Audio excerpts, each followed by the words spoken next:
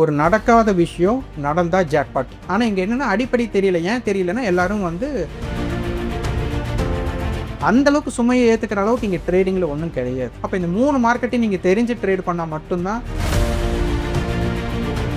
நான் stop loss போட்டு trade பண்ணால் நான் ஒரு டிசிப்ளின் ட்ரேடர் அப்படின்னு நினச்சிக்கிறாங்க. க்ரீன் கேண்டில் வந்தால் பை பண்ணு, ரெட் கேண்டில் வந்தால் செல் பண்ணு, மாறி மாறி வந்தால் ட்ரேட் பண்ணி கடைசியில் அமௌண்ட். முதல் நான் சின்னதாக போடுறேன், எனக்கு ரிட்டர்ன் வரதை பார்த்து நான் பெருசாக கொண்டு வரேன். பிரச்சனையே அதுதான்.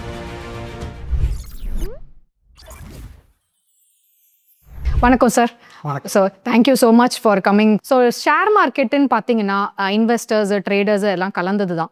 அண்ட் எல்லாருமே வந்து எந்த நம்பிக்கையோடு வராங்கன்னா ப்ராஃபிட் பண்ணுறதுக்கு தான் மார்க்கெட்டுக்குள்ளே என்ட்ரு ஆகிறாங்க. ஆனால் இதில் என்ன நடக்குது, லாஸு ப்ராஃபிட் ரெண்டுமே கலந்தது தான் மார்க்கெட்டு. ஸோ ஒரு இன்வெஸ்டர் ஒரு ட்ரேடராக மாறணும் அப்படின்னா அவங்க எப்படி அதை ஸ்டார்ட் பண்ணணும், அவங்களோட ஜேர்னியை நீங்கள் நினைக்கிறீங்க? முக்கியமாக வந்து பார்த்திங்கன்னா நம்ம பெரியவங்க சொன்ன விஷயம் என்ன அப்படின்னா, முதல்ல நம்ம ஒரு விஷயத்தை தெரிஞ்சுட்டு அதை செய்யணும். முதல் அகலக்கால் வைக்காத, அதில் உன்னோட எக்ஸ்பீரியன்ஸ் என்ன, அந்த மாதிரியெல்லாம் நிறைய பெரியவங்க வந்து நம்மளுக்கு அறிவுரை கொடுப்பாங்க. ஆனால் இங்கே ஷேர் ட்ரேடிங்குள்ளே வரும்போது மட்டும் அந்த பெரியவங்க சொல்கிற அறிவை நம்ம வந்துட்டு எடுத்துக்கிறதே கிடையாது. ஏன்னா இன்றைக்கி என் கையில் பணம் இருக்குது அப்படின்னா நான் வந்து ஒரு ட்ரேடர். இது என்ன டைப் ஆஃப் பிஸ்னஸ், என்ன டைப்பில் வந்து ஒர்க் ஆகுது அப்படிங்கிறதே யாரும் வந்து ஃபஸ்ட்டு தெரிஞ்சுக்கிறது இல்லை. அப்போ முதல் நம்ம ட்ரேடராக மாறணும் இல்லை இன்வெஸ்டராக மாறணும் அப்படின்னா அதில் பங்கு சந்தையில் என்ன விஷயங்கள்லாம் உள்ளடக்கமாக இருக்குது அப்படிங்கிற ஞானம் நமக்கு வேணும். அந்த அறிவு இல்லாமல் நம்ம வந்துட்டு அதை பயன்படுத்துகிறோம். அப்போ அந்த அறிவு நம்மளுக்கு வேணும் அப்படின்னா இங்கே வந்து ஒரு எக்ஸ்பீரியன்ஸு தான் நமக்கு வேணும். அப்போ முதல் அப்சர்வேஷன் அப்படிங்கிற ஒரு கண்டென்ட்டே வந்து இங்கே இல்லை. முதல் நான் இன்றைக்கி மார்க்கெட்டுக்குள்ளே வந்தேன்னா முதல் ஏதாச்சும் ஒரு ட்ரேடிங்கோட பாயிண்ட் ஆஃப் வியூவில் பை பண்ணினதுக்கு அப்புறம் தான் அங்கே என்ன நடக்குதுங்கிறதே பார்க்குறாங்க. அப்போது நம்ம ஏன் பை பண்ணுறோம், ஏன் செல் பண்ணுறோம் அப்படிங்கிற காரணங்கள் வந்துட்டு இங்கே இல்லை. அப்போ அந்த காரணங்களை வந்து நம்ம தேடணும். அப்போ இன்வெஸ்டருங்கிறது வந்துட்டு டோட்டலாகவே வந்து ஒரு முதலீட்டாளர் அப்படிங்கிற ஒரு பாயிண்ட் ஆஃப் வியூவில் தான் அவங்க போகும். அப்போ முதலீட்டாளருங்கும் போது அவங்க முதலீடு பண்ணினதுனால அவங்க வந்து அந்த கம்பெனிக்கு ஓனராக இருக்கிற மாதிரி நம்ம எடுத்துக்கலாம். அவங்களுக்கு என்னென்ன கிடைக்கும், டிவிடெண்ட் கிடைக்கும், இல்லை ஓட்டரிங் இது கிடைக்கும், அந்த மாதிரி பேஸில் அவங்க போவாங்க இன்வெஸ்டர்ஸ். அப்போ இன்வெஸ்டர்ஸ் மேக்ஸிமம் பார்த்திங்க அப்படின்னா ஒரு பை பண்ணின பங்குகளை வந்து விற்கிறதுக்கு முற்பட மாட்டாங்க. ஆனால் ட்ரேடர் அப்படிங்கிறவங்க உள்ளே பிரிச்சுட்டோம் அப்படின்னால அங்கே வியாபாரம் அப்படிங்கிறது தான் இங்கே முக்கியம். அப்போ வியாபாரம் அப்படிங்கிறது ஒன்று கம்ப்ளீட் ஆகும்னா ஒரு பை ஒரு செல் அது ஏன் பண்ணுறோன்னு தெரியும். ஏன்னா ட்ரேடிங்னாலே இப்போ நான் வந்துட்டு இப்போ கன்சியூமருக்கும் நமக்கு வந்துட்டு ரீட்டைல் செல் பண்ணுறவங்களுக்கும் ஒரு வித்தியாசம் இருக்குது. அப்போது ஒரு பொருளை வாங்கி விற்றுட்டாலே அவங்க ட்ரேடர். அப்போது வியாபாரம் பண்ணுறவங்க எல்லாருமே பார்த்திங்கன்னா உங்களுக்கு ஹோல்சேல் ரீட்டைல் நல்லா பிரிச்சிருப்பாங்க. அப்போ என்னென்னா அவங்க எந்த பொருளை வாங்கினாலும் வாங்கணுமே அவங்க விற்றுருவாங்க. அதுக்குண்டான வாங்குவதற்கும் விற்பதற்கு உண்டான இறைவில் இருக்கக்கூடிய லாப நஷ்டத்தை அவங்க எடுத்துக்குவாங்க. கன்சியூமர் என்ன பண்ண போகிறாங்க, அதை வந்துட்டு நுகர போகிறாங்க. அப்போ கன்சியூமராக இருக்கிறவங்க யாருன்னா இன்வெஸ்டர். ஏன்னா அவங்க வந்துட்டு அதோட பயனை வந்து டோட்டலாக அனுபவிக்கிறவங்க தான். அப்போ வியாபாரம் பண்ணுறவங்க வந்துட்டு முதல் பை அண்ட் செல்லுங்கிறது டோட்டலாக கம்ப்ளீட் ஆகிடும். அப்போது அந்த ட்ரேடருக்கு உண்டானது எல்லாமே தெரியும். எந்த டயத்தில் நான் பண்ணணும், எந்த டயத்தில் பண்ணக்கூடாது அப்படிங்கிற விஷயம் அவங்களுக்கு தெரியணும். ஸோ இன்வெஸ்டர் அண்ட் ட்ரேடராக மாறுறாங்களோ இல்லை ட்ரேடர் இன்வெஸ்டராக மாறுறாங்களோ அது பிரச்சனை கிடையாது. ஆனால் அது ஏன் மாறுவோம் அப்படிங்கிறது தெரியணும். இங்கே நிறைய பேர் பார்த்திங்கன்னா இன்வெஸ்டர் அப்படின்ட்டு உள்ளே வந்துடுவாங்க. அப்போ இன்வெஸ்டர்னால அவங்க என்ன பண்ணுறோம், முதலீடு பண்ணுறது தான் அவங்களோட கான்செப்ட். ஆனால் முதலீடு பண்ணுறோன்னு வந்துட்டு உடனடியாக லாப நட்டத்தை அவங்க எதிர்பார்ப்பாங்க நிறைய பேர். அதாவது நான் இன்வெஸ்டர்னு நினச்சிட்டு உள்ளே வருவாங்க. ஆனால் உள்ளே வந்து கேரக்டர் மாறிடும். அப்போ இன்றைக்கி நான் வாங்கிட்டேன், எனக்கு ஏறுதா இறங்குதான்னு பார்த்துட்டு உடனே வியாபாரியாக மாறிடுவாங்க. இங்கே ட்ரேடிங் பண்ணுறதுக்காக ஒருத்தர் வருவாங்க. அவங்க ட்ரேடிங் பண்ணுறதுன்னா பை அண்ட் செல் பண்ணணுங்கிற கான்செப்டில் தான் வருவாங்க. ஆனால் அவங்க என்ன பண்ணுவாங்க, பை பண்ணதுக்கப்புறம் என்ன உங்களுக்கு லாஸ் வந்துடும். லாஸ் வந்து அவங்க என்னவா மாறிடுவாங்க, இன்வெஸ்டராக மாறிடுவாங்க. அப்போது இன்வெஸ்டருக்கும் ட்ரேடருக்கும் உண்டான வித்தியாசமே தெரியாமல் நிறைய பேர் ட்ரேட் பண்ணுறதுனால தான் உங்களுக்கு வந்துட்டு இந்த ப்ராப்ளம்ஸே வருது. அப்போ முதல்ல அவங்க வந்து இன்வெஸ்டர்னா யார், ட்ரேடர்னா யார் அப்படிங்கிறது முதல்ல அவங்க புரிஞ்சுக்கணும். அதை புரிஞ்சுட்டாலும் அவங்களுக்கு செட் ஆகிடும். ஸோ நீங்கள் ஒரு வெரி வேலிடான ஒரு பாயிண்ட்டை ஒன்று சொன்னீங்க. ஸோ இது வந்து எனக்கு இந்த செபியோடைய ரூல்ஸ் எனக்கு மைண்டுக்கு வருது நீங்கள் இதை பற்றி சொல்லும்போது. ஸோ செபியுமே பார்த்தீங்கன்னா அதுதான் ஒரு டிஸ்க்ளைமராகவே வைக்கிறாங்க. ஒரு எந்த ஆப்பை நீங்கள் ஓப்பன் பண்ணாலுமே நிறைய பேர் வந்து லாஸ் பண்ணுறாங்க இந்த மார்க்கெட்டில், இதையும் மீறி நீங்கள் கேர்ஃபுல்லாக இருந்து பண்ணுங்கன்னு தான் அவங்களே அட்வைஸ் பண்ணுறாங்க. ஸோ லீகலாகவே ஸோ மார்க்கெட் அப்படின்னாலே லாஸ் அண்ட் ப்ராஃபிட்ன்றது இன்னெவிட்டபிள். ஸோ நம்ம லாஸே ஆகக்கூடாது அப்படின்ட்டு நம்ம சொல்லவே முடியாது. ஸோ ஆனால் நான் உங்ககிட்ட கேட்க விரும்புகிற ஒரு விஷயம் என்னென்னா, ஒரு லாஸை எப்படி நம்ம மினிமைஸ் பண்ண முடியும்ன்ட்டு நினைக்கிறீங்க? ஒரு ட்ரேடராகவோ இல்லை ஒரு இன்வெஸ்டராக கூட இருக்கலாம். ஸோ 2 பெர்ஸ்பெக்டிவ்லையும் உங்களுடைய கருத்து என்ன? முதல் லாஸ் ஏன் ஏற்படுது அப்படிங்கிற ஃபர்ஸ்ட் நம்ம தெரிஞ்சுக்கணும். அந்த லாஸ் ஏற்படுது அப்படின்ட்டு வந்துட்டு அவங்கள வந்துட்டு அவேர் பண்ணுறதுக்காக என்எஸ்சி கொடுக்குறாங்க, அந்த வேர்டு கொடுக்குறாங்க. பட் அவேர் மட்டும்தான் பண்ணுறாங்களே தவிர, அவங்களுக்கு எஜுகேஷனுக்காக அவங்க நிறைய விஷயங்கள் கொடுக்குறாங்க. என்எஸ்சி வந்துட்டு ஏற்பாடு பண்ணி கொடுத்துருக்காங்க எஜுகேஷனுக்கு. ஆனால் அந்த டோட்டல் எஜுகேஷன் வந்துட்டு அவங்களுக்கு ட்ரேட் பண்ணுறவங்களுக்கு போகுதா அப்படிங்கிறது இங்கே ஒரு கேள்விக்குறியாக இருக்குது. ஏன் லாஸ் ஆகுது அப்படிங்கிறத ஃபஸ்ட்டு தெரிஞ்சுட்டா மட்டும்தான் நம்ம வந்து லாஸை மினிமைஸ் பண்ண முடியும். இங்கே வந்துட்டு ட்ரேடிங் பாயிண்ட் ஆஃப் வியூ அப்படின்னு நம்ம கொண்டு வரும்போது பை செல் பண்ணாலே போதும் ட்ரேடர் அப்படின்னு நம்ம நினச்சிட்டோம். அதான் உண்மை. அப்போது இந்த ட்ரேடிங் பாயிண்ட் ஆஃப் வியூ என்னென்ன நமக்கு வந்துட்டு இங்கே இருக்குது அப்படின்னு பார்க்கும்போது வந்துட்டு ஈக்விட்டியில் பண்ணலாம்.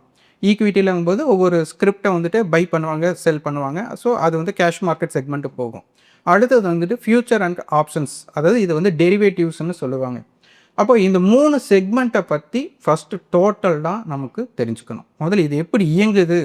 ஏன்னா ஒரு பொருளை இப்போ பெரியவங்க எல்லாமே சொல்கிறது என்ன பண்ணுவாங்க, ஒரு தொழிலாளர்னா உங்கள் தொழிலில் உனக்கு என்ன அனுபவம் இருக்குது அப்படின்னு கேட்பாங்க. அப்போ அனுபவம் எதற்காக? அப்போ அதில் இருக்கக்கூடிய நுணுக்கங்களை ஃபஸ்ட்டு தெரிஞ்சுக்கோங்க. ஏன்னா ஒரு தொழிலில் நம்ம வந்து வளர்ச்சி அடையணும்னா அதில் இருக்கக்கூடிய நுணுக்கங்களை தெரியாமல் நம்ம பண்ண முடியாது. அப்போ என்ன பண்ணணும், அங்கே வந்துட்டு ஒரு வேலை வாய்ப்புக்காக நம்மளுடைய வளர்ச்சி முதல் நம்ம கொண்டு வரோன்னா அப்படின்னா நமக்கு அங்கே எக்ஸ்பீரியன்ஸ் அப்படிங்கிறது நம்ம கட்ட வேணும். அப்போ ஒரு தொழிலாளியை ஆரம்பித்து அதில் இருக்கக்கூடிய படிப்படி, ஏன்னா கீழ் மட்டத்திலிருந்து மேல் மட்டம் வரை இருக்கக்கூடிய அனைத்து நுணுக்கங்களும் தெரியணும். இப்போ நான் வந்துட்டு டேரெக்டாக வந்துட்டு நான் ஓனருங்கிற பிளேஸில் வந்து உட்காந்தேன் அப்படின்னா கீழ் மட்டத்தில் என்ன நடக்குதுன்னு தெரியாது. மேல் மட்டத்தில் இருக்கிறத மட்டும் வச்சு நான் வந்து ஒரு பிஸ்னஸ் பண்ண முடியாது. அதனால் இது எப்படி இயங்குது அப்படிங்கிறத ஃபஸ்ட்டு தெரிஞ்சுக்கணும். அப்போ ஈக்விட்டி மார்க்கெட் அப்படிங்கிறது வந்துட்டு ஃபஸ்ட் என்ன அப்படின்னு தெரிஞ்சுக்கணும். இந்த ஈக்விட்டி மார்க்கெட் எப்படி ஒர்க் ஆகுது அப்படிங்கிறது தெரிஞ்சுக்கணும். இப்போ இன்றைக்கி வந்துட்டு என்கிட்ட வந்துட்டு இந்த மார்க்கெட்டுக்குள்ளே வந்துட்டு ஒரு தக்காளி ஒரு 1000 பாக்ஸ் வந்திருக்கு அப்படின்னா, இப்போது ஒருத்தருக்கு தேவை வந்துட்டு ஒரு 10,000 பாக்ஸ் தேவை. இப்போ அவர் என்ன பண்ணுவார், ஒருத்தரே எல்லாத்தையும் வாங்கிடுவார். கரெக்டாக. அப்போ இங்கே என்னென்னா டிமாண்டை கிரியேட் பண்ணுறது வேல்யூம் அப்படிங்கிறது முக்கியம் இல்லை, ஒரு நபருக்கு எவ்வளோ தேவை அப்படிங்கிறது தான். ஸோ நீடுக்கும் டிமாண்டுக்கும் டிஃப்ரெண்ட் இருக்குது. அப்போ அதுபோல் இங்கே நீடுக்கும் டிமாண்டுக்குமே டிஃப்ரென்ஸ் தெரியாமல் இங்கே வந்துட்டு ட்ரேடிங் கான்செப்ட் இருக்குது. அப்போது நிறைய பேர் என்ன, நிறைய வேல்யூம்ஸ் நடந்தால் தான் ஒரு ப்ரைஸ் இன்க்ரீஸ் ஆகும், வேல்யூம் வந்துட்டு கம்மியாச்சுன்னா ப்ரைஸ் டிக்ரீஸ் ஆயிரும் அப்படிங்கிறது தான் இங்கே தேரியாக வச்சுருக்காங்க. ஆனால் அந்த ப்ரைஸோட ஒரு விலை ஏற்றம் இல்லை இறக்கத்திற்கு காரணம் எல்லா காரணிகளுமே உள்ள வரும். ஆனால் இங்கே மொத்தமாக நினச்சிட்டு இருக்கிறது வந்து வேல்யூம் அப்படிங்கிறது தான். ஸோ வேல்யூமும் முக்கியம், வேல்யூவும் முக்கியம். ஏன்னா ஒரு நபருக்கு எத்தனை பின்னாலும் தேவைப்படுதுன்ட்டு இருக்குல்ல. ஸோ அதை ஃபஸ்ட் நம்ம புரிஞ்சுக்கணும்.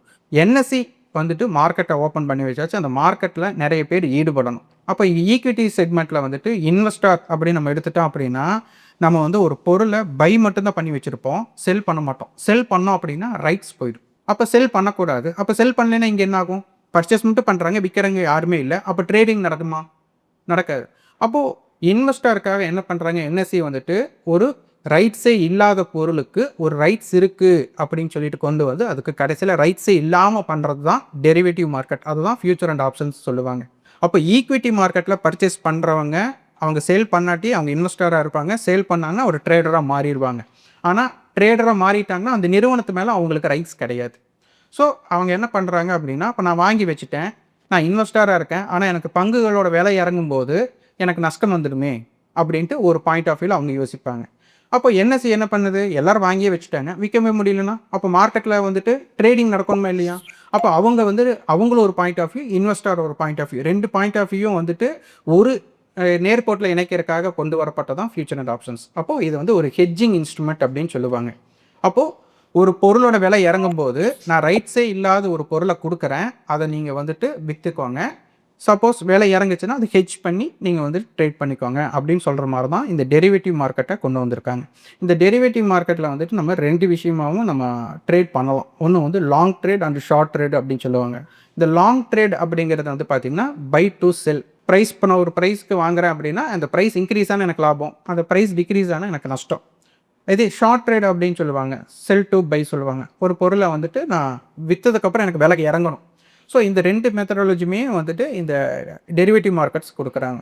அப்போ ஃபியூச்சர் அண்ட் ஆப்ஷன்ஸுங்கிறது வந்துட்டு டோட்டலாகவே நம்ம ஈக்விட்டி மார்க்கெட்டுக்கு வந்துட்டு ஒரு ஹெட்ஜிங் இன்ஸ்ட்ருமெண்ட்ஸ். அப்போ இந்த ஹெட்ஜிங் இன்ஸ்ட்ருமெண்ட்டை பற்றி நம்ம தெரிஞ்சிருக்கணும். இங்கே என்னென்னா மொத்தமாக ட்ரேடர் அப்படின்னு உள்ள வந்துடுறாங்க, ஆனால் இது எப்படி இயங்குது அப்படிங்கிறது தெரியல. அப்போ ஃபஸ்ட்டு வந்துட்டு இது ஈக்விட்டி மார்க்கெட்னு என்ன, எஃப்என்டோனா என்ன? எஃப்என்டோனா நமக்கு வந்துட்டு ஃபியூச்சர் அண்ட் ஆப்ஷன்ஸ். அப்போ இந்த கான்ட்ராக்ட்டை ஒன்று கொடுக்குறாங்க. என்எஸ்சி வந்து கிரியேட் பண்ணுறாங்க. என்எஸ்சி வந்துட்டு நான் ஒரு கான்ட்ராக்ட்டை கிரியேட் பண்ணி உங்களுக்கு நான் கொடுக்குறேன். இதை வந்து நீங்கள் பை பண்ணுவீங்களோ செல் பண்ணுவீங்களோ அது தெரியாது. என்ன வேணாலும் நீங்கள் பண்ணிக்குவாங்க. ஆனால் நாங்கள் வந்து ஒரு கான்ட்ராக்ட்டுன்னு ஒரு எக்ஸ்பைரி டேட்டை கொடுக்குறோம். அந்த எக்ஸ்பைரி டேட்டில் அந்த பொசிஷனை கவர் பண்ணிட்டணும். அப்போ இங்கே நம்ம என்ன சொன்னோம், 2 விஷயமா ட்ரேடிங் பிரிக்கிறோம் சொன்னோம். Buy to sell, sell to buy சொன்னோம். அப்போது அவங்க என்ன சொல்கிறாங்க, நீங்கள் பை பண்ணியிருந்தா செல் பண்ணிடுங்க, செல் பண்ணியிருந்தா பை பண்ணிடுங்க. அதாவது பொசிஷன் வந்துட்டு இருக்கக்கூடாது அப்படின்னு அவங்க சொல்லிடுங்க. ஏன்னா அவங்க நில் பண்ணல அப்படின்னா அவங்களுக்கு உரிமை கொடுக்கணுமே. ஏன்னா உரிமை கொடுக்குறதுக்கு அவங்க இல்லையே. ஏன்னா ஈக்விட்டியில் பர்ச்சேஸ் பண்ணுறவங்களுக்கு மட்டும்தான் நமக்கு வந்து கம்பெனியில் வந்துட்டு நம்ம டிவிடெண்ட் அது எல்லா ரைட்ஸுமே அவங்களுக்கு இருக்குது. அப்போ ஃபியூச்சர் அண்ட் ஆப்ஷன்ஸில் ஒர்க் பண்ணுறவங்களுக்கோ இல்லை ட்ரேட் பண்ணுறவங்களுக்கோ வந்துட்டு உரிமை கிடையாது. அப்போ அதனால் அவங்க என்ன பண்ணுறாங்கன்னா பொசிஷனை கவர் பண்ணுங்கன்னு சொல்லிடுறாங்க. அப்போ இதனால தான் பார்த்தீங்கன்னா எக்ஸ்பைரி டயத்துலேயே உங்களுக்கு நல்ல ஒரு ஃப்ளக்சுவேஷன்ஸும் நமக்கு கிடைக்கிது. ஸோ இது எல்லாமே நம்ம புரிஞ்சுட்டு நம்ம ட்ரேட் பண்ணணும். ஸோ இன்னொரு விஷயம் மார்க்கெட்டில் பார்த்தீங்கன்னா எல்லாரும் நம்ம சார்ட்ஸ் யூஸ் பண்ணி எப்படி ட்ரேட் பண்ணலாம், இண்டிகேட்டர்ஸை யூஸ் பண்ணி எப்படி ட்ரேட் பண்ணலாம், அது நம்ம பல பேருக்கு அது ரொம்ப தெரிஞ்ச ஒரு விஷயம். ஆனால் அதை பிரேக் பண்ணுற மாதிரி நீங்கள் ஒரு விஷயம் சொல்லியிருந்தீங்க உங்களுடைய யூடியூப் சேனலில். ஆப்ஷன் ப்ரீமியம் வச்சுட்டே நான் கேல்குலேஷன் பார்த்தே வந்துட்டு நான் மார்க்கெட்டை வந்து என்னால் அண்டர்ஸ்டாண்ட் பண்ணிக்க முடியும், நான் அதை வச்சு கூட ட்ரேட் பண்ண முடியும் அப்படின்ற மாதிரி ஒரு வீடியோ பேசியிருந்தீங்க. ஸோ அதை பற்றின ஒரு சில வார்த்தைகள். இது முதல் வரைபடம் அப்படிங்கிறது வந்து முழுமையாக மார்க்கெட்டை வந்துட்டு கட்டுப்படுத்தியிருக்கு. அப்போது வரைபடம் அப்படிங்கிறது என்னென்னா, இப்போ ஒரு விலை ஏறி இருக்குது அப்படின்னா அது ஏறி இருக்குன்னு காமிக்கிறது தான் வந்துட்டு வரைபடமே. அப்போது வரைபடத்தில் இருக்கிறதுலே வந்து பார்த்திங்கன்னா பல வகை லைன் சார்ட்டு, பார் சார்ட்டு, கேண்டில் ஸ்டிக் எல்லாம் சொல்லியிருப்பாங்க. ஆனால் அந்த கேண்டில் ஸ்டிக்கே பார்த்திங்கன்னா நம்ம டோட்டல்டாக நம்ம மனநிலைக்கு உண்டானது அப்பாற்பட்டது. இப்போ நம்ம நியூஸ் சேனல் பார்ப்போம். நியூஸ் சேனல்ஸில் வந்து பார்த்திங்கன்னு வச்சுக்கோங்க, இன்றைக்கி மார்க்கெட் வந்து 100 புள்ளிகள் ஏற்றம் அடைந்தது, 50 புள்ளிகள் இறங்கி இருந்ததுன்ட்டு நியூஸ் சேனல்ஸில் சொல்லுவாங்க. அப்போது இந்த ஏற்றம் இறக்கம் அப்படிங்கிறத எதை பேஸ் பண்ணி சொல்லியிருப்பாங்க அப்படின்னா, நமக்கு வந்து நேற்றைய முடிவுற்ற விலைக்கும் இன்றைய முடிவுற்ற விலைக்கும் உள்ள வித்தியாசத்தை தான் சொல்லியிருப்பாங்க. ஆனால் கேண்டில் ஸ்டிக் ஒர்க் பண்ணுறதே கான்செப்டே அவங்க என்னென்னா ஓப்பனுக்கும் க்ளோஸுக்கும் உண்டான காம்பினேஷன் தான். அப்போது இன்றைக்கி ஓப்பனுக்கு மேலே க்ளோஸ் ஆச்சுன்னா அது பாசிட்டிவ் கேண்டில்னு சொல்லுவாங்க, ஓப்பனுக்கு கீழே க்ளோஸ் ஆச்சுன்னா நெகட்டிவ் கேண்டில் சொல்லுவாங்க. ஆனால் நம்மளுடைய கல்ச்சரில் பார்த்தீங்க அப்படின்னா, இப்போ நேற்று வந்து நம்ம ஒரு கடை வச்சுருக்கிறோம் அப்படின்னா, நேற்று முடியும் போது நம்மக்கிட்ட என்ன வருமானம், அடுத்த நாள் வந்துட்டு நமக்கு என்ன வருமானம் அப்படிங்கிற பேஸ் பண்ணி தான் நம்ம பார்ப்போம். ஆனால் இங்கே என்னென்னா நமக்கு வந்து ஓப்பனை பேஸ் பண்ணி மட்டும்தான் கேண்டில் ஸ்டிக் ஒர்க் ஆகுது. ஆப்ஷன்ஸ் ட்ரேட் தான் நான் பண்ணுறேன் அப்படிங்கிறது உறுதி பண்ணினதுக்கப்புறம் நான் வந்துட்டு ஆப்ஷன்ஸ் வர்த்தகத்திற்கு வரைபடம் பார்க்கக்கூடாதுன்னு முடிவு பண்ணிட்டேன். ஏன்னா நான் வந்து வரைபடத்தில் ரொம்ப அடிக்ஷன். அதாவது அடுத்த கேண்டில் வந்துட்டு எப்படி ஓப்பன் ஆனால் நல்லாயிருக்கும் அப்படிங்கிற அளவுக்கு நான் ரொம்ப அடிக்ட் ஆகிட்டேன். ஆனால் ஷேர் மார்க்கெட் அப்படிங்கிறது வந்துட்டு ஒரு ஒயிட் கலர் ஜாப். இங்கே நடக்கிறது வந்து நம்ம மைண்டுக்கு மட்டும்தான் நம்ம வந்து ஒர்க் பண்ணுறோமே தவிர வந்து உடல் உழைப்பு அப்படிங்கிறது இங்கே கிடையாது. அப்போது இதை வந்து ரொம்ப ஹார்ட் ஒர்க் பண்ணுறோமோ அப்படின்னு நினச்சிட்டோம். ஏன்னா ரொம்ப ஹார்ட் ஒர்க் பண்ணி திங்க் பண்ணி இது ஒரு அடிக்ஷனுக்கு தான் போகுதே தவிர வந்துட்டு நம்மளோட டிசிப்ளினை வந்து கண்ட்ரோல் பண்ண முடியல. அப்போ ஆப்ஷன்ஸ் ப்ரீமியம்ங்கிறது ஒரு ஹெட்ஜிங் இன்ஸ்ட்ருமெண்ட்னு சொல்லியாச்சு. அப்போ என்எஸ்சி அவங்க என்ன சொல்கிறாங்க, இதை வந்து ஒரு ஸ்ட்ரக்சரில் வந்துட்டு ஆப்ஷன்ஸ் கிரீக்ஸ் அப்படிங்கிற ஒரு கால்குலேஷன்ஸில் தான் இது ஒர்க் ஆகுதுன்னு சொல்லிட்டாங்க. அப்போ ஒர்க் ஆகிறதே ஆப்ஷன்ஸ் ப்ரீமியத்தோட அந்த கிரீக்ஸ் வேல்யூ அப்படின்னா அப்போ ஒரு மேத்தமெட்டிக்கல் கால்குலேஷன் தான் உள்ளே இருக்குது. அப்போ மேத்தமெட்டிக்கல் கால்குலேஷன்ஸ் படி ஒர்க் ஆகுதுன்னா டிமாண்ட் அண்ட் சப்ளை இடம் இல்லையே. இப்போ நான் டிமாண்ட்னா நான் வந்து நிறைய பேர் வந்து அந்த பொருளை வாங்கினா அது பொருளோட விலை ஏறும், நிறைய பேர் விற்றா இறங்கும். ஆனால் இதுக்கு எதுக்கு கணக்கீடு? அப்போ இங்கேயே ஒரு கொஸ்டின் மார்க், நமக்குள்ள ஒரு கேள்விக்குறி வந்தாச்சு. அப்போது இதை பேஸ்டு ஆப்ஷன் செயின் அப்படிங்கிற ஒரு பேஸ்டே நமக்கு என்ன அப்படிங்கிறது ஃபஸ்ட் நம்ம புரிச்சுக்கலாம். அப்போ முதல் ஆப்ஷன் செயின்லேயே எல்லா விஷயம் நமக்குள்ளே இருக்குது. அப்போ இதை ஃபஸ்ட்டு நம்ம வந்து ரீட் பண்ண பழகணும். ஆனால் நம்ம வந்துட்டு இப்போ இங்கே என்னென்னா ஃபுல் ஆட்டோமேட்டட் அப்படின்னு சொல்லிட்டு ஒரு விஷயம் தெரிஞ்சாச்சுன்னா உடனே பேக் டெஸ்ட்டுன்னு போயிடுவாங்க. இப்போ வந்து கடைசி 10 வருஷத்துக்கு 20 வருஷத்துக்கு நீ சொன்ன 200 வருஷத்துக்கு கூட பேக் டெஸ்ட் போயிடுவாங்க. ஆனால் நான் என்ன சொல்லுவேன் அப்படின்னா, பேக் டெஸ்ட்டுங்கிறது முடிஞ்ச விஷயத்துக்கு பண்ணாதீங்க. இப்போ நீங்கள் கண்டுபிடிச்சிட்டிங்களா, இது ஒன்று 2-3 மாதத்துக்கு என்ன ஒர்க் ஆகுது நீங்கள் வந்து லைவ் மார்க்கெட்டில் பாருங்கள் அப்படின்னு சொல்லுவேன். ஏன் அப்படின்னா, இப்போ நான் வந்து ஒரு 100 ரூபாய்க்கு வாங்கிட்டேன்னு வச்சுக்கோங்க, அது ஒரு 10 ரூபாய்க்கு போயிடுது. அப்போ அந்த மனநிலைமை எனக்கு என்ன இருக்கும், 100 ரூபாய்க்கு வாங்கிட்டேன்னா 10 ரூபா போகிற வர கண்டிப்பாக நான் என்ன பண்ணியிருக்க மாட்டேன், வெயிட் பண்ணியிருக்கவே மாட்டேன். அது ஏதோ ஒரு இடத்துல வந்து நான் லாஸை வந்து நான் புக் பண்ணியிருப்பேன். ஆனால் பேக் டெஸ்ட்டில் பார்த்தீங்கன்னா 100 ரூபா பொருள் 10 ரூபா வந்துட்டு 1000 போயிருக்கும். கரெக்ட். அப்போ அவங்க என்ன சொல்லுவாங்க, 10 ரூபா 100 ரூபாய்க்கு வாங்கினவங்க வந்து 1000 ரூபா போயிட்டான், 10 டைம்ஸ் உங்களுக்கு ரிட்டர்ன் கொடுத்துருக்கு அப்படின்னு அவங்க சொல்லிடுறாங்க. ஏன்னா பேக் டெஸ்ட்டில் தான் வந்து இப்படி தான் ப்ரூவ் பண்ணியிருக்காங்க. அதை நான் ப்ரூவ் ஆகிருக்கும். ஆனால் 10 ரூபா போகும்போது நீங்கள் என்ன பண்ணீங்க, ஏன்னா நம்மளோட கேபிட்டல் 90% இல்லைங்க. ஒரு ரூ. 100க்கு நான் ஒரு பிரீமியத்தை ஆப்ஷன் பிரீமியத்தை நான் பை பண்ணிட்டேன். அது ரூ. 10 போகும்போது நான் கண்டிப்பாக நான் விட்டுருப்பேனா அப்படின்னா அது ஒரு கேள்விக்குறி. நிறைய பேர் ஹோல்ட் பண்ணி அது ப்ராஃபிட் அண்ட் லாஸில் விட்டுருப்பாங்க. இல்லை கேபிட்டல் 0 பண்ணுறவங்களும் கூட இருப்பாங்க. ஸோ அது பேஸ்ட் இல்லை. ஆனால் அந்த மனநிலை நீங்கள் அனுபவிப்பீங்க அப்படிங்கிறது பேக் டெஸ்ட்டில் தெரியாது. அப்போ நான் ரியலாக ஒரு ரூ. 100க்கு வாங்கினா மட்டும்தான் அது வந்துட்டு நமக்கு ஒரு ரூ. 10 லாஸ் ஆகுது அப்படின்னா அது ரூ. 90 போகும்போது அந்த ரூ. 10 லாஸை நான் ஏற்றுக்கவுனா மாட்டேனா அப்படிங்கிறது நான் தான் முடிவு பண்ணணும். பேக் டெஸ்ட்டில் வந்துட்டு அது கண்டிப்பாக தெரியாது. அதனால் நான் லைவ் மார்க்கெட்டில் நீங்கள் என்ன ஸ்ட்ராட்டஜி கண்டுபிடிச்சாலும் பரவாயில்ல, அது லைவ் மார்க்கெட்டில் டெஸ்ட் பண்ணுங்க. ஸோ நீங்கள் இப்போ சொன்ன விஷயத்தில் எனக்கு ஒரு கேள்வி, அதுலேருந்து எனக்கு ஒரு ஐடியா வந்தது. ஸோ இப்போ நம்ம இந்த ப்ரீமியம் டிகே அப்படின்றத பற்றி நம்ம ரொம்ப கேள்விப்பட்டிருக்கோம், அந்த டீட்டா எஃபெக்ட் அப்படின்னு சொல்லிட்டு. ஸோ ஆனால் நம்ம ஜென்ரலாக வந்து என்ன மார்க்கெட்டில் நினைக்கிறாங்கன்னா அது வந்து செல்லர் சைடாகவே இருக்குது, அது அவங்களுக்கு ஃபேவரபுளாக இருக்குது அப்படின்ற மாதிரி ஒரு யோசனை எல்லாருக்கும் காமனாக இருக்கிற ஒரு விஷயம். ஸோ அதை பற்றி நீங்கள் என்ன நினைக்கிறீங்க? டிகே அப்படிங்கிற ஒரு விஷயத்தை ஃபஸ்ட்டு நம்ம வந்துட்டு அண்டர்ஸ்டாண்ட் பண்ணிக்கணும். இது வந்து வரைபடத்தில் வந்து நம்மளுக்கு காமிக்காதுங்க. இது வந்து ஒரு டெப்ரிஷியேஷன் மாதிரி. இங்கே வந்துட்டு டைம் வேல்யூ அப்படின்னு ஒன்று கொடுத்துட்றாங்க. அந்த டைம் வேல்யூவை வந்துட்டு பல விஷயத்தில் உள்ள அடக்கி ஒரு கால்குலேஷன் கொடுத்துட்டாங்க. அந்த கால்குலேஷன் ரொம்ப டீப்பாக நம்ம போக வேண்டாம். ஆப்ஷன் செயினுக்கு வந்துட்டு டைம் வேல்யூ கால்குலேஷன் என்எஸ்சி கொடுத்துருக்கிற ஃபார்முலா வந்துட்டு ஸ்பாட்டை பேஸ் பண்ணி, அதாவது அண்டர்லைங் வேல்யூ அப்படின்னு சொல்லியிருப்பாங்க. ஆனால் இங்கே வந்து ஆப்ஷன் செயின் பிஹேவியர் வந்து பார்த்தீங்க அப்படின்னா எக்ஸ்பெரி வந்துட்டு ஸ்பாட் ஈக்குவல் டு ஃபியூச்சர் அப்படிங்கிற கான்செப்டில் முடிக்கிறதுனால நம்ம வந்துட்டு என்எஸ்சி அப்படி சொல்லியிருக்கிறாங்களோ அப்படின்னு நான் நினைக்கிறேன். ஆனால் நம்ம வந்துட்டு நான் நினைக்கிறது சரியா தப்பா அப்படின்னு எனக்கு தெரியாது. ஆனால் இங்கே பிஹேவியர் வந்து ஃபஸ்ட் நம்ம அண்டர்ஸ்டாண்ட் பண்ணிக்கணும். அப்போது அண்டர்லைங் வேல்யூ படி இங்கே ஆப்ஷன் செயின் ஒர்க் ஆகலை. அப்போது இங்கே வந்து இந்த மணி அட் த மணி ஓடிஎம் அப்படின்னு கொடுக்குறாங்க. அப்போது இங்கே ஃபஸ்ட்டு பிஹேவியர் அவங்க என்ன பண்ணிட்டாங்க அப்படின்னா அட் த மணி அப்படிங்கிற இடத்துல வந்துட்டு இருக்கக்கூடியதில் ஃப்யூச்சர் எங்கே இருக்குதோ அந்த ஸ்ட்ரைக்கை வந்துட்டு கால் புட் ஈக்குவலாக இருக்கும். அதாவது எந்த ப்ரைஸ் அப்படிங்கிறது முக்கியம் இல்லை, ஆனால் அந்த ப்ரைஸ் வந்து சமமாக இருக்கும். இது 100 100 இருக்கலாம், 50 50 இருக்கலாம், 75 75 இருக்கலாம். ஆக மொத்தம் இங்கே ப்ரைஸ் முக்கியம் இல்லை. ஆனால் இங்கே கொடுத்துருக்கிற கோலிங் என்ன அப்படின்னா சேமாக இருக்கும். ஏன் அப்போ அட் த மணிக்கு அவ்வளோ இது கொடுத்துட்டாங்க அப்படின்னா இருக்கிறதுலே அட் த மணியில் வந்து டைம் வேல்யூ வந்து அதிகமாக இருக்கும். இது ஒன்று, இது ஒரு பேஸ்டு. அடுத்த பேஸ்டு வந்துட்டு ஐடிஎம் ஓடிஎம்னு பிரிக்கிறாங்க. இங்கே ஐடிஎம் அப்படிங்கிறது நம்ம எடுத்துக்கிறது என்ன அப்படின்னா கால் சைடு இருக்குது, புட் சைடு இருக்குது. அப்போ நான் வந்து இப்போ கால் சைடுக்கு ஃபஸ்ட் நான் சொல்கிறேன். இப்போ மார்க்கெட் வந்து 25,000 இருக்குது அப்படின்னா பொதுவாகவே நமக்குள்ளே ஒரு கேள்வி எதாக இருந்தாலும் நமக்குள்ளேயே ஒரு கேள்வி கேட்டுட்டோம்னா அதை பதிலை நம்ம தேடும் போது என்ன ஆகும்னா நமக்கு ஆன்சர் கிடச்சிடும். இப்போ நம்ம எடுத்துருக்கிறது என்ன, கால் ஆப்ஷன் எடுத்துட்டோம். அப்போ கால் ஆப்ஷன் என்ன அப்படின்னு நான் கேட்பேன்.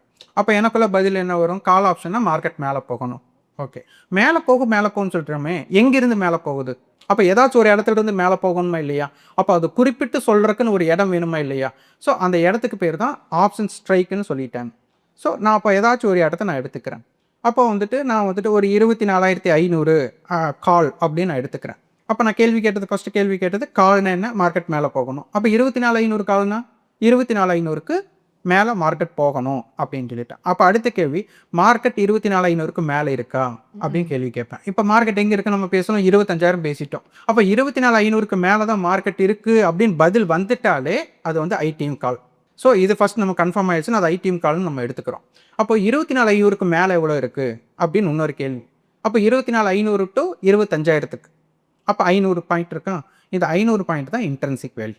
இன்ட்ரென்சிக் வேல்யூனா என்னென்னா காஸ்ட் ப்ரைஸ், அதாவது அந்த ஸ்ட்ரைக்குக்கும் ஃப்யூச்சர் எங்கே இருக்குதோ அந்த இடத்துக்கும் உண்டான மதிப்பு தான் வந்துட்டு காஸ்ட் ப்ரைஸ், அதாவது இன்ட்ரென்சிக் வேல்யூன்னு சொல்லுவாங்க. அப்போ 24,500 கால் என்னென்னா ஒரு 600 ரூபாய்க்கு ட்ரேட் நடக்குதுன்னு வச்சுக்கோங்க ஒரு எக்ஸாம்பிள். அப்போ இங்கே நம்ம காஸ்ட் ப்ரைஸாக நம்ம எவ்வளோ பேசிட்டோம், 500 ரூபா பேசிட்டோமா? நம்ம கழிச்சோம்னா நமக்கு 100 ரூபா கிடைக்குதா? இந்த 100 ரூபாய் தான் டைம் வேல்யூன்னு சொல்லிக்கலாம், எக்ஸ்ட்ரென்சிக் வேல்யூன்னு சொல்லிக்கலாம். ஆனால் இந்த 100 ரூபாய் என்ன பண்ணுறாங்க அப்படின்னா 24,500 காலுக்கு அவனோட ஓன் ஆப்பனண்ட் அப்படி யாருன்னா 24,500 புட்டு, அந்த 100 ரூபாயை அவங்க கொடுத்துட போகிறாங்க. ஸோ இதில் ஏமாற்றுவதற்கே நமக்கு ஒரு வழி இல்லை. அப்போது ஒரு ஐடிஎம் ஆப்ஷன்ஸோட கால் சைடோட இருக்கக்கூடிய ஐடிஎம்னா அந்த 24,500 புட்டுங்கிறது ஓடிஎம். அப்போ இவனோட ப்ரைஸ் தான் அங்கே கொடுக்குறான். ஸோ அந்த ஓடிஎம் ப்ரைஸே வந்து யாரோடது அப்படின்னா ஐடிஎம் காலோட ப்ரைஸ் தான் ஓடிஎம் புட்டோட ப்ரைஸ். அப்போ இதே லாஜிக் அப்படியே ஆப்போசிட்டில் போட்டோம்னா ஐடிஎம் புட்டோட ப்ரைஸில் இருக்கக்கூடிய intrinsic value plus time value இருக்க போகுது. அப்போ ஐடிஎம் புட் ஆப்ஷன் கட்ட இருக்கக்கூடிய டைம் வேல்யூ தான் இந்த ஓடிஎம் காலுக்கு அந்த ப்ரைஸை கொடுக்க போகிறாங்க. ஸோ இதை பேஸ் பண்ணி அவங்க ஸ்ட்ரக்சர் அமைச்சிட்டாங்க. அப்போ ஏடிஎம்னா கால் புட் சேமாக இருக்கணும்னு முடிவு பண்ண மாதிரி இவங்க என்ன பண்ணிட்டாங்க அப்படின்னா டிஸ்டன்ஸையும் நமக்கு ஒரே ப்ரைஸ் இருக்கணும் அப்படின்னு முடிவு பண்ணிட்டாங்க. அப்போ நம்ம 25,000 அப்படிங்கிறது பேஸ் பண்ணோம். 24,500 காலை நான் இது பேஸ் பண்ணோம். அப்போ 24,500க்கும் 25,000க்கும் உள்ள டிஸ்டன்ஸ் பார்த்தீங்கன்னா 500. அப்போது அதே 500 ஐடிஎம் புட், அப்போ 25,000க்கு 25,500 புட்டு தான் ஐடிஎம். அப்போ 24,500 காலோட விலையும் 25,500 புட்டோட விலையும் சமமாக இருக்கணும் அப்படின்னு இங்கே கொடுத்துட்டாங்க, கோடி கொடுத்துட்டாங்க. அப்போ இந்த ஓடிஎம்னு பார்த்தா 25,500 கால் ஓடிஎம்னா 24,500 புட்டு வந்து ஓடிஎம். அப்போ இவங்க விலையும் சமமாக இருக்கும். அதாவது டிஸ்டன்ஸ் வைஸும் சரி, 0 பாயிண்ட் அட் மணிங்கிறது 0 டிஸ்டன்ஸ். அப்போ எல்லாத்தோட ப்ரைஸுமே சமமாக இருக்கணும். அப்போ இந்த எண்டில் வந்து எக்ஸ்பைரியில் இது எல்லா விலையும் சமம் பண்ணி தான் முடிக்க போகிறாங்க. அப்போ இந்த டிகேங்கிறது அந்த ஏடிஎம் மீட்டிங் பாயிண்ட் அருணாச்சலம் திரைப்படத்தில் 30 நாளில் 30 கோடி செலவு பண்ணணுங்கிற மாதிரி நம்ம அண்டர்ஸ்டாண்ட் பண்ணிக்கிறது என்னென்னா, அப்போ அட் த மணின்னு எடுத்துக்கிறோம். அப்போ அட் த மணியோட கால் புட்டோட ப்ரைஸ் நேற்று என்ன இருந்தாங்க அப்படின்னு நம்ம பிடிச்சிடும். அப்போ அதை பார்த்துட்டோம் அப்படின்னா அது என்ன ஆகும்னு எக்ஸ்பைரியும் போது யாரெல்லாம் ஏடிஎம்மில் இருக்கிறாங்களோ அந்த ஏடிஎம் ப்ரைஸ் அது 0 ஆகும். அதுதான் டிகே. அப்போ நம்ம வந்து ஸ்டெப் பை ஸ்டெப்பாக அப்போ கான்ட்ராக்ட் முடியிருக்கு. இப்போ 30 நாளில் 30 கோடினா அவர் என்ன பண்ணிட்டாரு, ஒவ்வொரு நாள் ஒவ்வொரு கோடி செலவு பண்ணாலே 30 நாள் அது செலவு பண்ணிடலான்ட்டார். அப்போ இங்கே நமக்கு வந்து கான்ட்ராக்டோட எண்டு வந்து இப்போ 5 நாள் கான்ட்ராக்ட் இருக்கா, 1 மாதம் கான்ட்ராக்ட் இருக்கா, எந்த கான்ட்ராக்ட் நம்ம எடுக்கிறோமோ அந்த கான்ட்ராக்ட் டேஸ் ஒவ்வொரு நாளாக முடியும் போது அந்த டைம் வேல்யூ வந்துட்டு கொஞ்சம் கொஞ்சமாக ஒரு காணல் நீர் மாதிரி, என்னன்னா கண்ணுக்கு காணல் நீர்னா கண்ணுக்கு தெரியாது. அப்போ இந்த கண்ணுக்கு தெரியாமே ஒரு ப்ரைஸ் வந்து டிப்ரிசியேஷன் ஆக போகுது, தேய்மானம் ஆக போகுது. அந்த தேய்மானம் வந்துட்டு எக்ஸ்பைரி அன்னைக்கு அட் த மணியில் இருக்கிற 0, அதாவது டைம் வேல்யூ வந்து 0 ஆகும். இதுதான் கான்செப்ட். அப்போ இந்த டிகேவை நம்ம புரிஞ்சிட்டோம் அப்படின்னா ஆப்ஷன்ஸ் ட்ரேடிங் வந்து ரொம்ப எளிமையாயிடும். ஸோ இப்போ நம்ம அந்த டைம் டிகேவை பற்றி பேசும்போது எனக்கு ஒரு இது கொஸ்டின் என்ன தோணுச்சுன்னா, எக்ஸ்பைரின்ற ஒரு விஷயமும் நம்மளுக்கு அதில் வருது. ஸோ ஆப்ஷன் பையராக இருந்தாலும் சரி, ஆப்ஷன் செல்லராக இருந்தாலும் சரி. ஸோ எக்ஸ்பைரின்னு வரும்போது, எண்ட் ஆஃப் த எக்ஸ்பைரின்னு வரும்போது அது யாருக்கு ஃபேவரபுளாக இருக்குது, அதை பற்றி நீங்கள் ஒரு ஃபியூ வேர்ட்ஸ். இங்கே ஃபஸ்ட்டு நீங்கள் தொடங்கும்போது சொல்லியிருந்தீங்க லேன் அண்ட் ஏன்னு சொல்லியிருந்தீங்க. நான் எல்லாரும் வந்து பொதுவாகவே எல்லாரும் சொல்லுவாங்க லேனில் வந்துட்டு ஃபஸ்ட்டு எல்லாம் கட் பண்ணிட்டா லேன் பண்ணிடலாம் அப்படின்னு எல்லாம் சொல்லுவாங்க. ஆனால் அதுக்கு முற்றிலும் மாற்று கருத்துடையவனா. லேன் பண்ணால் மட்டும் நம்ம கற்றுக்க முடியாது, அதாவது ப்ராஃபிட் பண்ணிட முடியாது. ஏன் அப்படின்னா நான் ஒரு தியரிட்டிக்கலாக நான் நீச்சல் அடிப்பது எப்படி அப்படின்னு சொல்லிட்டு நான் தியரிட்டிக்கலாக ஃபுல்லாக கரைச்சி குடிச்சிட்றேன். ஆனால் நான் போய் வந்து நீச்சலில் அதாவது நீச்சல் அடிக்க முடியாதுங்க. கண்டிப்பாக. அப்போ அதுக்கு என்ன வேணும்? லைவாக நம்ம டெஸ்டிங்கும் பண்ணணும், ப்ராக்டிஸும் பண்ணணும். கரெக்ட் தான் பண்ண முடியும். இல்லை நான் வந்துட்டு இந்த 100 கவுண்ட்டில் நான் மூச்சு உள்ள வச்சுட்டு இந்த கவுண்ட்டில் நான் மூச்சை வெளியில் விட்டேன்னா நான் வந்து இந்த அளவுக்கு ஸ்விங் பண்ணேன்னா நான் நீச்சல் அடிச்சிடலாம் அப்படின்னு தியரிட்டிக்கலாக படிச்சுட்டு அங்கே போய் பண்ண முடியுமான்னு இல்லை. இங்கே என்னென்னா எல்லாருமே வந்துட்டு லேர்ன் பண்ணுறாங்க. ஆனால் வந்துட்டு அப்சர்வேஷனுங்கிறது இங்கே இல்லை, ப்ராக்டிஸுங்கிறது இங்கே இல்லை. இந்த 2 வேர்டுமே இங்கே கட் ஆகிடுது. அதாவது நம்ம ஒரு விஷயத்தை பண்ணுறோம், அது எதிர்வினை என்னென்ன கிடைக்குதோ அதுக்கு தகுந்த மாதிரி நம்ம வந்து மாற்றணும். அப்போ அதுபோல் இங்கே லேன் ஏனுங்கிற விஷயத்தை ஃபஸ்ட் எல்லாரும் ஒரு அட்ராக்டிவாக கொடுத்துட்றாங்க. லேனில் வந்து எல்லாம் கட் பண்ணால் நீங்கள் ஏன் பண்ணிடலாம் அப்படின்னா எல்லாத்துக்கும் என்ன ஆகிடும், ஓ இது பெரிய விஷயமாட்டிருக்கு, ஈஸியாக கற்றுக்கலாமாட்டிருக்கு அப்படின்ட்டு. இங்கே அப்படி கிடையாது. இங்கே ப்ராக்டிஸ் அப்படிங்கிறது தான் வேணும். இங்கே எல்லாருமே வந்து பார்த்திங்கன்னா ஸ்ட்ராட்டஜி அப்படின்னு ஒன்று க்ரியேட் பண்ணியிருப்பாங்க. ஏன்னா ஒரு ஸ்ட்ராட்டஜி பேஸ் பண்ணி தான் எல்லாருமே ட்ரேட் பண்ண போகிறாங்க, ஏன்னா ஒரு காரணத்தோடு தானே. ஆனால் அந்த ஸ்ட்ராட்டஜி எப்போல்லாம் ஒர்க் ஆகும் எப்போல்லாம் ஒர்க் ஆகாதுன்னு அவங்களுக்கு தெரியணும். இங்கே பார்த்தீங்கன்னா இண்டிகேட்டர்ஸ் அப்படிங்கிறது பார்த்தீங்கன்னா நிறைய இண்டிகேட்டர்ஸ் இருக்கு. அப்போ எதுக்கு இத்தனை இண்டிகேட்டர்ஸ்? ஒரு பார்ட்டே போதும்ல. இப்போ ஒருத்தர் ஒரு 5 இண்டிகேட்டர் இருந்திருந்தாலே போதும். அப்போ நீங்கள் ஒரு தாட்டை கிரியேட் பண்ணி நீங்கள் ஒரு இண்டிகேட்டர் போட்டிருப்பீங்க. ஆமாம், இன்னொருத்தர் இண்டிகேட்டர். அப்போ இந்த இண்டிகேட்டர்ஸ் தான் நிறைய இருக்குன்னா அப்போ எந்த சிச்சுவேஷனுக்கு அது பயன்படுத்தணும் அப்படிங்கிறத இங்கே தெரியணும். அப்போ நீங்கள் எக்ஸ்பைரி அப்படின்னு சொல்லிட்டீங்க, இது யாருக்கு ஃபேவர் அப்படின்னு சொல்லிட்டீங்க. இங்கே பையருக்கு ஃபேவரா செல்லுக்கு ஃபேவரா அப்படிங்கிற விஷயமே இங்கே இல்லைங்க. ஓகேங்களா? இங்கே பிரச்சனை என்னன்னா அது செல்லருக்கு ஃபேவர் அப்படின்னு சொல்லி உங்களை நம்ப வைக்கிறாங்க. இதுக்கு பையருக்கு ஃபேவர் அப்படின்னு சொல்லிட்டு உங்களை நம்ப வைக்கிறாங்க. இங்கே அப்படியெல்லாம் கிடையாது. அப்போது இது வந்து சூழ்நிலை தான் முக்கியம். இப்போது world cup match 2020 world cup match வந்து நம்மளோடது நடந்துட்டு இருக்கும்போது நம்மளோட இந்தியா சவுத் ஆஃப்ரிக்கா தான் நமக்கு ஃபைனலில் இது பண்ணியிருந்தாங்க. ஒரு 15th ஓவர் அப்படிங்கும்போது நம்ம இந்தியன்ஸ்க்கே தெரிஞ்சிருக்கும் இந்த மேட்ச் நம்ம கையை விட்டு போயிருச்சு. ஆனால் மேட்சோட எண்டு பார்த்தீங்க அப்படின்னா டோட்டலாக நம்ம கையில் வந்துருச்சு, ட்விஸ்ட் வந்துருச்சு. அந்த டெஸ்ட்டு தான் பிரச்சனையே. அப்போ இது பையருக்கு ஃபேவரா செல்லருக்கு ஃபேவரா அப்படிங்கிறதுலையே இங்கே தான் பிரச்சனையே இருக்குது. அப்போது பையர் அப்படிங்கிறவங்களுக்கு என்ன ஆகும்னா, ஒரு நடக்காத விஷயம் நடந்தா ஜாக்பாட். செல்லருக்கு என்னன்னா, நடக்கிற விஷயம் நடக்காம போச்சுன்னா ஜாக்பாட். இதுதான். அப்ப அந்த சூழ்நிலை தானே மாத்தும்.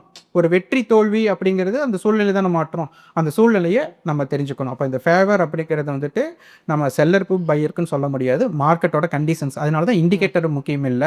நமக்கு வந்து ஸ்ட்ராட்டஜி அப்படிங்கிறது முக்கியம் இல்ல. எது பண்ணுனாலும் அந்த சூழ்நிலைக்கு தகுந்த மாரி நம்ம வந்து பொருத்தமா எடுக்கணும். அதான் முக்கியம். ஸோ எப்படி வேணாலும் மார்க்கெட் மாறலாம். So any time. So predict ஓரளவுக்கு பண்ண முடியும். அவ்வளோதான். நம்மளால எக்ஸாக்டாக அதை வந்துட்டு சொல்லவே முடியாது. அதை அதை பற்றி நீங்கள் சொல்லும்போது எனக்கு ஒரு விஷயம் தோணுது. ஒரு ட்ரேடராக உள்ளே வராங்க அப்படின்னா, ஸோ அவங்க பிகினராக இருக்கும்போது ரொம்ப பயப்படுவாங்க. ஸோ அந்த மாதிரி சுச்சுவேஷனில் அவங்க ஆப்ஷன் பையிங்குள்ளே போகணுமா, இல்லை ஆப்ஷன் செல்லிங்குள்ளே போகணுமா? இது யாருக்கு எந்த சைடு எடுத்தால் சேஃபராக இருக்கும்? என்னோட தாட்லேயே நான் அவங்க கொண்டு வரேன். ஃபர்ஸ்ட்டு நான் ஷேர் மார்க்கெட்டுக்குள்ள வரும்போது, எனக்குள்ளேயே என்னன்னா, ஃபுல் கேபிட்டல போட வேண்டாம். ஏன்னா பெரியவங்க குடுக்க மாட்டாங்கல்ல. முதல்ல நீ சின்னதா ஒரு அமௌண்ட் கொண்டு போ. உன்னால பண்ண முடியுதா இல்லையா? அப்படி ஆமாங்க. அப்போ ஃபுல்லா கேபிட்டல் கொண்டு வந்தா போயிடும் அப்படின்னு சொல்லி பயம் இருக்கும். பண்ணுவாங்க. இங்க ட்ரேடிங்குள்ள வரவங்கலாம் என்ன பண்ணுவாங்கன்னா, முதல்ல நான் சின்னதா போடுறேன். எனக்கு ரிட்டர்ன் வரத பார்த்து நான் பெருசா கொண்டு வரேன். அது ஹியூமன் நேச்சர் இல்லையா? ஆமா. இங்க பிரச்சனையே அதுதாங்க. அப்போ நம்ம டீசென்ட்டா என்ன கேபிட்டலோ அத கொண்டு வந்துட்டு ஒரு ஸ்ட்ராட்டஜி என்னவோ அத பின்பற்றினா நம்ம ஜெயிச்சுடுவோம். இப்போ ரூ. 5,000 என்னோட அமௌண்ட்டுன்னு வச்சுக்கோங்க ஒரு எக்ஸாம்பிளா, நான் 20 டைம் 5,000 கொண்டு வருவேன். 5,000 போடுவேன், அது லாஸ் ஆகும். திருப்பி நான் 5,000 கொண்டு வருவேன், திருப்பி அது லாஸ் ஆகும். கடைசியில பார்த்தா ரூ. 1,00,000 போயிரும். ஆனா, அது ரூ. 1,00,000 வச்சுட்டு ரூ. 5,000 பொசிஷன் டோட்டலா எடுத்து 0வே ஆகட்டும்ன்ட்டு ஒரு பையர் முடிவு எடுத்துட்டான்னு வச்சுக்கோங்க, 20 ட்ரேட் நடக்கணும். இப்போ ரூ. 5,000 பொசிஷன்னா இப்போ வந்து நிஃப்டின்னு எடுத்துட்டா 75 லாட் சைஸ். அப்போ அவங்க வந்துட்டு ஒரு ரூ. 100க்கு ஒரு பொசிஷன் எடுக்கிறாங்க அப்படின்னாலே ரூ. 7,500.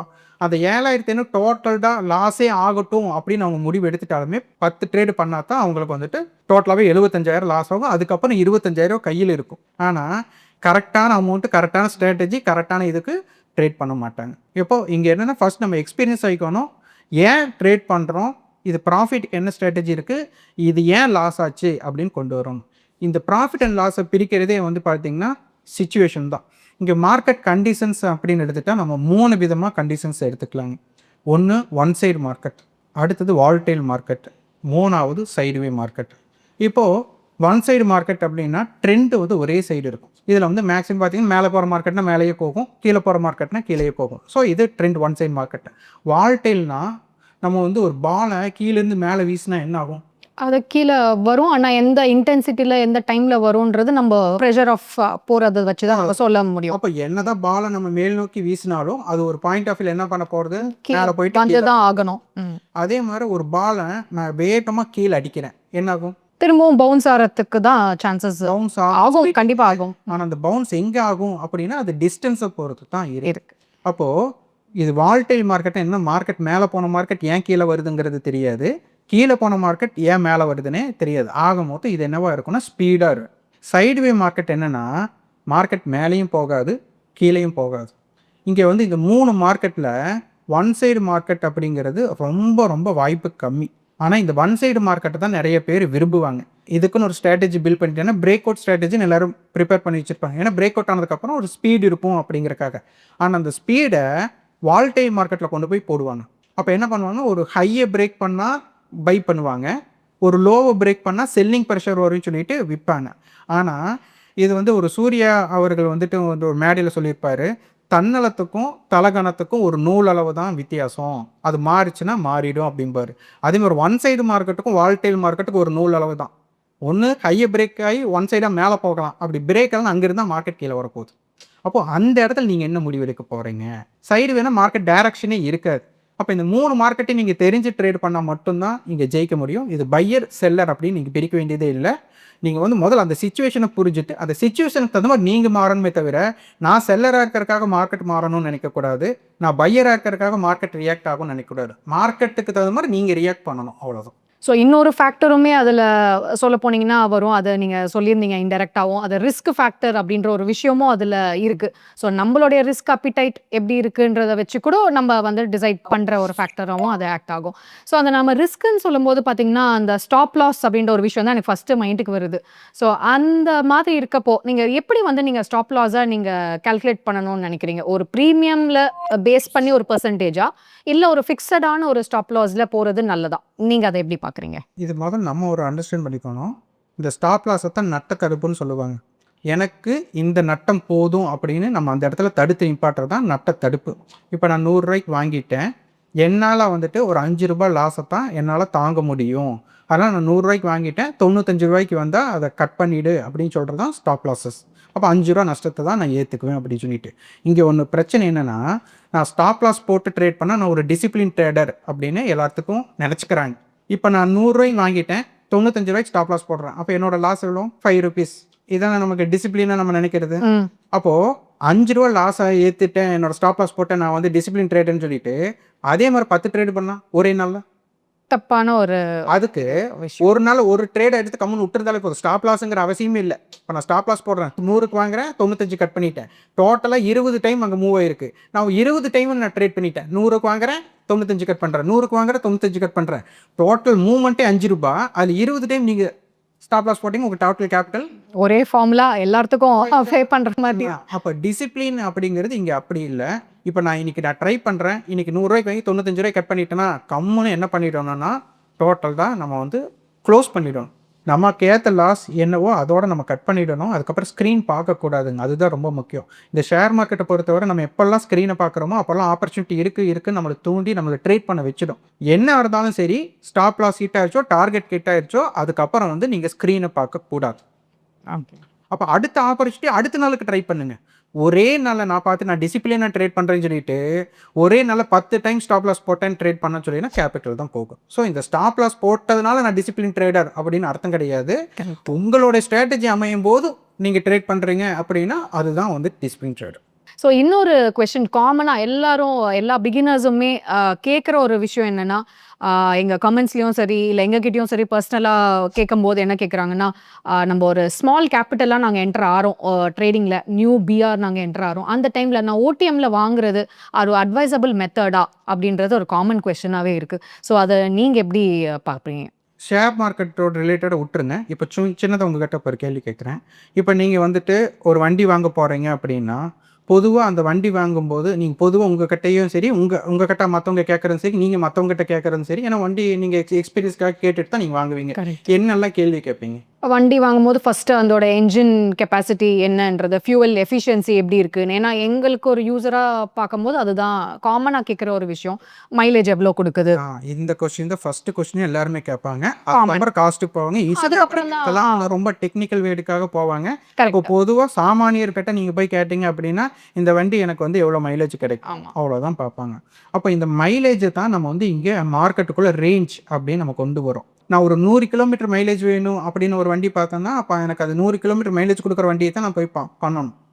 அப்போது டெய்லி ரேஞ்ச் அப்படின்னா மார்க்கெட்டுக்குள்ளே இருக்கிற ஹை மைனஸ் லோ, அதுதான் ரேஞ்ச். நான் வந்து மார்க்கெட்டோட மூவ்மெண்ட் இப்போ வந்து நிஃப்டின்னு எடுத்துட்டேன்னு வச்சுக்கோங்க, சராசரியாக ஒரு நாளைக்கோட ஹை லோ ஒரு 10-15 நாளைக்கு நீங்களே ஒர்க் பண்ணுங்க, பார்த்தாலே உங்களுக்கு தெரிஞ்சிடும். மார்க்கெட்டோட ரேஞ்ச் அப்படின்னு எடுத்துட்டா 100 to 200 பாயிண்ட் தான் இருக்கும். அப்போ அதுக்குள்ள தான் டிரான்சாக்ஷன் நடக்க போகுது. 200 பாயிண்ட்டுக்கு மேலே போகிறதுக்கு ரொம்ப ஏதாச்சும் ஒரு பெரிய பிக் நியூஸோ இல்லை ஏதாச்சும் ஒரு நம்ம நினைக்க முடியாத ஏதாச்சும் ஒரு சம்பவம் நடக்கும்போது மட்டும்தான் அது நடக்க போகுது. மற்றபடி வந்து அது நடக்கிறதுக்கு வாய்ப்பே இல்லை.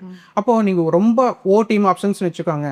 இப்போ மார்க்கெட் 25,000 இருக்குது. அப்போது ஒரு நாளோட ஆக்ஷனே உங்களுக்கு 200ன்னு வச்சுக்கோங்க. உங்கள் மைண்டுக்கு தோன்றது என்ன?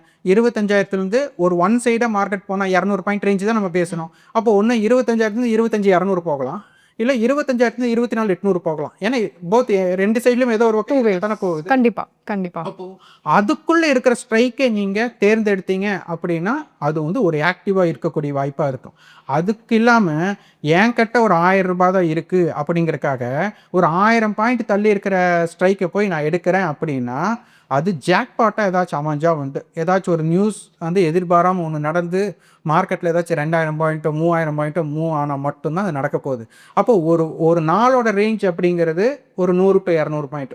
ஒரு வாரத்தோட ரேஞ்சுன்னு எடுத்துட்டாலே ஒரு 300லேருந்து 500 பாயிண்ட் தாண்டாது. அப்போ 300 to 500 பாயிண்டே தாண்டாது ஒரு வாரத்துக்கு நான் சொல்கிறேன்.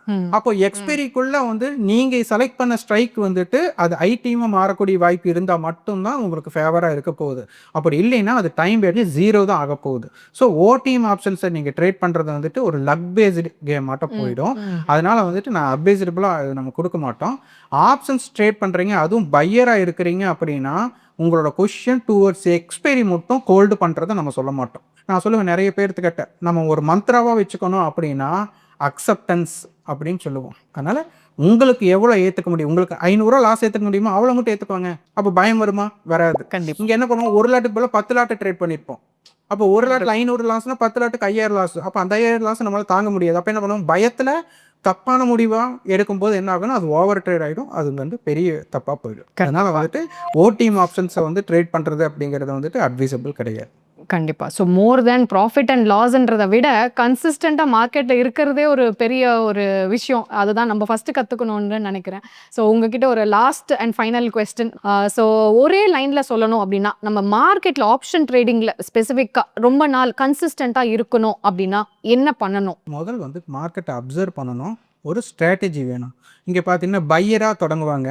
உடனே வந்து பையரில் ஜெயிக்க முடியலன்னு செல்லராக மாறிடுவாங்க. ஒருத்தர் செல்லரில் ஆரம்பிச்சிருப்பாரு, அவருக்கும் லாஸ் பண்ணிட்டு இருப்பாரு, அவருனாலே ப்ராஃபிட் பண்ண முடியாது. உடனே என்ன பண்ணுவார், அவர் பையராக மாறிடுவார். அப்போது நான் பையராக இருப்பேன், செல்லராக மாறுவேன், செல்லராக இருப்பேன், பையராக மாறுவேங்கிறது கான்செப்ட் இல்லை. அந்த சூழ்நிலைக்கு தகுந்த மாதிரி நம்ம ட்ரேட் பண்ணுறதுக்கு முதல் நம்ம தெரிஞ்சிருக்கணும். முதல் நமக்கு தேவை, நான் அப்ளை சொன்ன மாதிரி தான், அக்செப்டன்ஸ் அப்படிங்கிற ஒரு மந்த்ராவை எடுத்துக்கோங்க.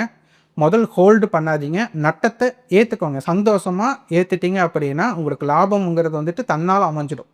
ஏன்னா நான் லாஸ் அக்செப்ட் பண்ணாமல் என்ன பண்ணுவேன்னா, நான் ஒரு பொசிஷனுக்கு எடுத்திருப்பேன். அந்த பொசிஷனில் ஏற்படக்கூடிய லாஸ் ப்ராஃபிட்டே பார்த்துட்டு இருப்பேனே தவிர வேறு ஒரு ஆப்பர்ச்சுனிட்டி எனக்கு கிடச்சிருக்கும், ஒரு பெஸ்ட் ஆப்பர்ச்சுனிட்டி கிடச்சிருக்கும். நம்ம என்ன பண்ணுவோம்னா அதை பார்க்க மாட்டோம். ஏன்னா நம்மளுடைய எண்ணம் ஃபுல்லாக என்னவாக இருக்கும்னா இந்த ப்ராஃபிட் அண்ட் லாஸ்லேயே இருக்கும். அப்போ அதனால் வந்துட்டு நான் வந்துட்டு என்னென்னா, லாஸ் அக்செப்ட் பண்ணிட்டீங்க அப்படின்னா இன்னொரு குட் ஆப்பர்ச்சுனிட்டி கிடைக்கும். இப்போ நம்ம வந்துட்டு ஐயோ நம்ம இது இழந்துட்டுமே நம்ம நினச்சிட்டு இருக்கிற வரை ஒன்றுமே பண்ண முடியாது. எப்போவுமே லைஃப்லேயும் சரி, ஏதாச்சும் ஒரு நம்மளுக்கு வந்துட்டு நடக்கலை அப்படின்னா அடுத்து இன்னொரு குட் ஆப்பர்ச்சுனிட்டி நடக்கும், இன்னொரு கதவு நம்மளுக்கு திறந்திருக்கு அப்படிங்கிறது இருக்கும். ஸோ அதனால் அதைத்தான் பார்க்கணுமே தவிர ஒரே விஷயத்தில் வந்துட்டு அடிக்ட் ஆகக்கூடாது. அவ்வளோ. ஸோ ஒரு ட்ரேடர் இல்லை இன்வெஸ்டர் யாராக இருந்தாலும் ட்ரேடிங்குள்ளே வர்றதுக்கு முன்னாடி என்ன மாதிரி விஷயங்களை அவங்க தெரிஞ்சுக்கிட்டு உள்ளே வர்றது பெட்டர்? முதல் ஒரு விஷயம் என்னன்னா, நிறைய பேர் இந்த கொஸ்டின்ஸை நிறைய கேட்பாங்க. அவங்களுக்கு நம்ம கொடுக்கக்கூடிய ஒரே ஒரு சஜஷன் என்ன அப்படின்னா, நம்ம வந்து ட்ரேட் பண்ணுறக்கு வந்திருக்கோம் அப்படின்னா நமக்கு ஒரு ஆப்பர்ச்சுனிட்டி இருக்கணும். ஒரு ஆப்பர்ச்சுனிட்டி இருக்கிற இடத்துல போய் நம்ம எஃபர்ட் போட்டால் தான் நமக்கு வந்துட்டு வெற்றி தோல்வி நம்ம அனுபவிக்க முடியும். இங்கே இருக்கிறது வந்துட்டு மார்க்கெட்டோட கண்டிஷன்ஸ் அப்படின்னு எடுத்துட்டோம்னா 3 விதமாக நம்ம எடுத்துக்கிறோம். One side market, volatile market and sideway market. இதில் ட்ரேடர்ஸ் அப்படின்னு எடுத்துட்டோம்னா ஆப்ஷன் பையர் அண்ட் ஆப்ஷன் செல்லராக எடுத்துக்கிறோம். ஆப்ஷன் பையர் அப்படிங்கிறவங்களுக்கு ஒன் சைட் மார்க்கெட்லேயும் வாலடைல் மார்க்கெட்லேயும் ஆப்ஷன்ஸ் பையர்ஸ்க்கு வந்து வாய்ப்பு கிடைக்கும். சைடுவே மார்க்கெட்டில் ஆப்ஷன்ஸ் பையர்ஸ்க்கு வந்துட்டு வாய்ப்பு கிடைக்காது. முதல் அந்த சைடுவே மார்க்கெட்டை அவாய்ட் பண்ணிக்கணும். ஆப்ஷன் செல்லர்ஸ்க்கு வந்து 3 மார்க்கெட்டுமே 3 கண்டிஷன்ஸுமே அவங்களுக்கு ஏற்றது தான். ஏன்னா அவங்களுக்கு ப்ரீமியம் எரோட் தான் ஆகணும்.